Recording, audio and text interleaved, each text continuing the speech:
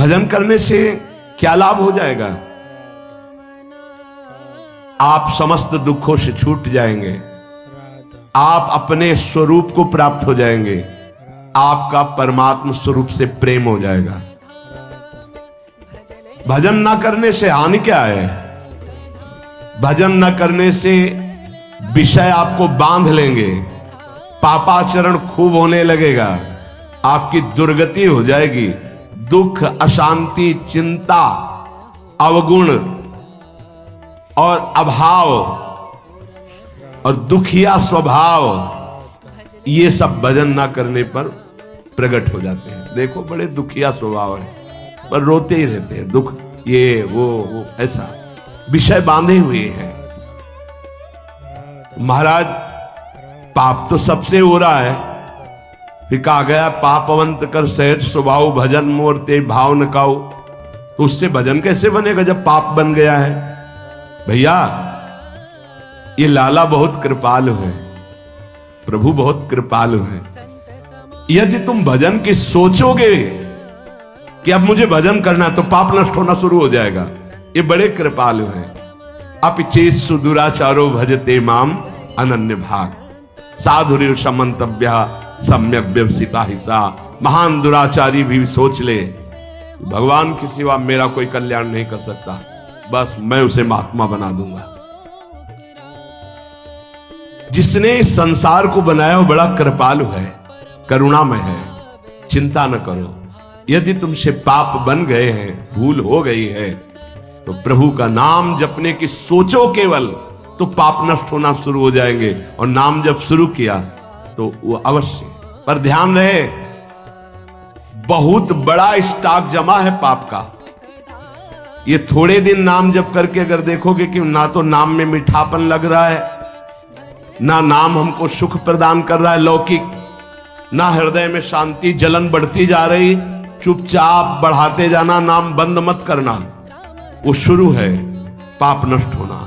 पूरे पाप नष्ट होकर जब हृदय निर्मल होगा तो नाच पड़ोगे, बीच में मत रुक जाना। बीच में जलन पैदा करेगा, बड़े अंदर आपको ऐसे लगेगा कि बहुत ऊबन हो रही, नाम नहीं करना और सब कुछ कर लेना, ये आपको मन प्रेरित करेगा, आप नाम पकड़े रहिएगा। तो नाम जप और सत्संग में कौन श्रेष्ठ है? नाम जप में और सत्संग में कौन श्रेष्ठ है? भैया सत्संग से नाम जप में प्रीति होती है और नाम जप करने से सत्संग समझ में आने लगता है। दोनों एक दूसरे के पूरक हैं। साधन को हरि भजन है कै सत्संग सहाय। सत्संग से नाम जप में रुचि होती है और नाम जापक ही सत्संग के सही अर्थ को समझ पाता है, सही लाभ को ले पाता है। तो महाराज हमारा कहने का मतलब कि भजन में अधिक समय लगाना चाहिए कि सत्संग में? तो जो नया साधक है उसे अधिक समय सत्संग में देना चाहिए। बाणी पाठ, शास्त्र स्वाध्याय, सत्संग में बैठा, ये सब सत्संग के अंतर्गत आता है। और जो अनुरागात्मिका भाव को प्राप्त हो चुका है उसे थोड़ा समय सत्संग में और शेष समय एकांत में व्यतीत करना चाहिए, आंतरिक चिंतन। जैसे जब भाव का प्रादुर्भाव होता है तो फिर किसी शास्त्र के स्वाध्याय की रुचि नहीं रह जाती, क्योंकि निश्चय हो चुका है ना, लक्ष्य निश्चय हो चुका है, अब कुछ जानना है नहीं, बस अपने प्रीतम की लीला संबंधी, रूप संबंधी बातें, इसके बाद अब कुछ जानना नहीं, क्योंकि और कुछ पाना नहीं और कुछ करना नहीं। अनुरागात्मिका भक्ति जब हृदय में बढ़ती है तो फिर इष्ट मिले और मन मिले, मिले भजन रस रीति, बस उससे चर्चा हुई और पूरा जीवन, पूरा समय एकांत चिंतन में, आंतरिक चिंतन में। शास्त्र और लोक व्यवहार ये सब अनुरागात्मिका भक्ति वाले को फिर आगे चलकर रुचते नहीं है, कुछ अच्छा नहीं लगता। अगर ये सत्संग न करना हो तो समय ही नहीं है ना, इसके लिए अंतर की वृत्ति को छोड़कर बाहर आना पड़ता है।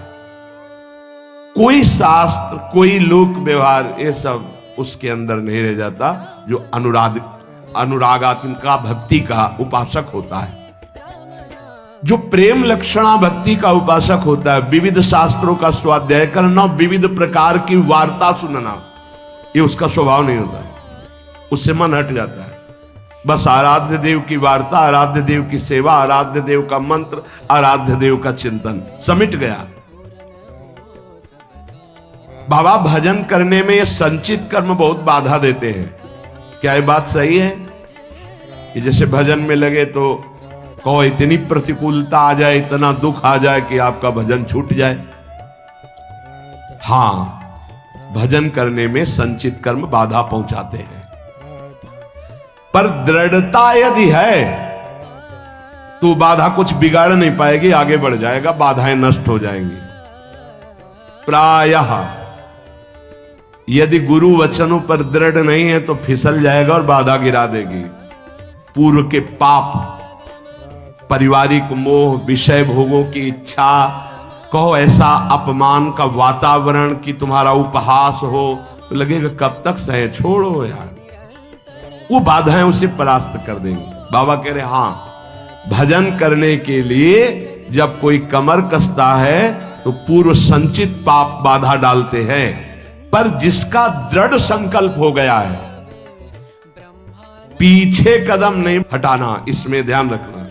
पीछे कदम नहीं हटाना, इतनी सीख ले लो, जितनी माला में पहुंचे उससे नीचे नहीं उतरना, जितना पाठ में पहुंच चुके उतना पाठ करना, जितना त्याग में पहुंच चुके उतना कदम मजबूत जमा लेना, पीछे मत हटना।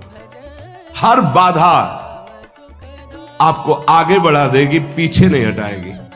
बाधा तो आएंगी, आती हैं, बड़े बड़ों के जीवन में आती हैं। देखो ना, राधा बाबा अनुष्ठान में बैठे तो पैर फिसला, टूट गया, अंग टूट गया। ये पूर्व संचित कर्म जो हैं, पाप कर्म, ये बड़े बड़ों को बाधा पहुंचाते हैं। बस दृढ़ता होनी चाहिए। संचित कर्म दृढ़ भाव वाले साधक के जीवन में कभी बाधा नहीं पहुंचा सकते। ये बातें पकड़नी चाहिए, नहीं प्रायः फिसलन हो जाती है।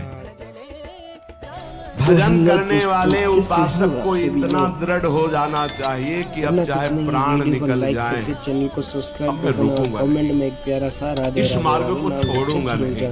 मिलते हैं।